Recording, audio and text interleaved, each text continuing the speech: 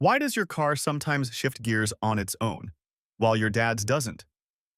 And why are some automatics painfully slow, while others seem to read your mind? Today, I'll explain it all. Manual, automated manual, torque converter automatic, dual clutch, and CVT. In 8 minutes, no boredom. Ready? Why the transmission exists. The engine only runs well within a certain RPM range, but you want to go both 5 miles per hour in a parking lot and 80 miles per hour on the highway. You need something to match the engine's power to the speed you want, the transmission. And the real question is, who decides when to shift gears? You or the car? That's where all the differences come from. One manual transmission. Let's start with the father of them all, the manual transmission.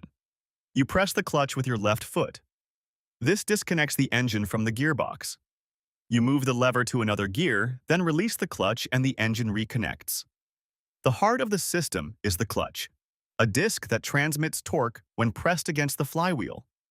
When you disengage it, the engine and gearbox spin independently. That's why you can change gears without shutting everything down. Advantages: total control, few components, cheap maintenance, and often better fuel economy if you drive it well. Disadvantages: it takes practice, it's annoying in traffic, and it's increasingly disappearing from modern cars. But what happens if you take that exact same system and replace your left leg with a computer? Two automated manual transmission. It's mechanically identical to the manual. Same clutch, same gears. The only difference is that instead of your foot, there are electrohydraulic actuators that press the clutch for you. A control unit decides when to shift, or you do it yourself with the paddles on the wheel. The problem? These actuators work one at a time, and that creates that classic jolt between one gear and the next.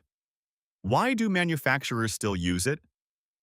Because it costs much less than a true automatic and it's fuel efficient. The downside is jerky driving in the city. That's why it's almost disappeared from premium cars and remains mostly on city cars. It solved the fatigue problem, but not the smoothness.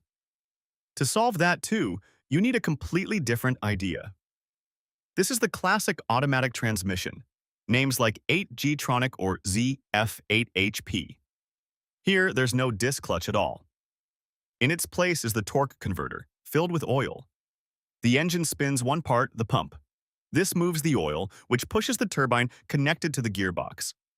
There's never a direct mechanical contact between engine and gearbox.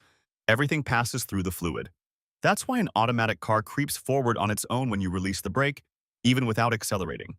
Inside, there are also planetary gear sets, which change ratio without ever physically disconnecting anything. Advantages: extremely smooth shifts, great for towing, excellent long-term reliability. Disadvantages: historically less efficient, heavier, and more expensive to produce. But modern 8 or 9-speed versions have almost eliminated the fuel economy disadvantage. It's smooth, but it can be slow to react. And if you're driving a sports car, that slowness is a problem. That's why something completely different was born. 4. Imagine the automated manual, but with 2 clutches instead of 1. One clutch handles the even gears, the other the odd gears. While you're driving in third, the clutch for the odd gears is closed, but fourth is already engaged and ready. When it's time to shift, the transmission doesn't need to disengage and re-engage like in a manual. It opens one clutch and closes the other almost simultaneously. The result? Shifts in a few milliseconds with no perceptible interruption in power delivery. That's why DSG and PDK have become the standard on sports cars, and increasingly on regular cars too. Advantages: very fast, nearly invisible shifts, efficiency close to a manual. Perfect for spirited driving. Disadvantages: complex mechanics, expensive repairs if something breaks. And at low speeds during maneuvering, some models have the same hiccup as the automated manual. So far, fixed gears, one after another. But there's a transmission with no fixed gears at all. None. The CVT completely breaks the mold. There are no gears that engage one after another. In their place, 2 cone-shaped pulleys connected by a metal belt. Each pulley can open or close, changing the diameter the belt runs on. As one widens and the other narrows, the ratio changes continuously with no steps. There's no first, second, or third gear. There's a ratio that flows smoothly from one end to the other. That's why, driving a car with a CVT, you feel the engine RPM rise and stay there while the speed increases. It's the famous rubber band effect, which many drivers dislike. Advantages. The engine always works at peak efficiency, so great fuel economy and shifts that are smooth by definition. Disadvantages. A less direct driving feel and historically less suited to very high power outputs. Which one to choose? Okay, but which one should you choose when buying a car?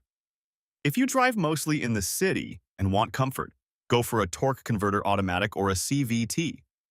If you love sporty driving and responsiveness, look for a dual clutch.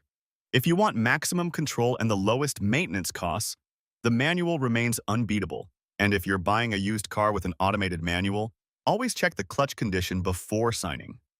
Quick recap. Let's do a quick recap. Take notes if you want. Manual. You control everything with a single disc clutch. Automated manual.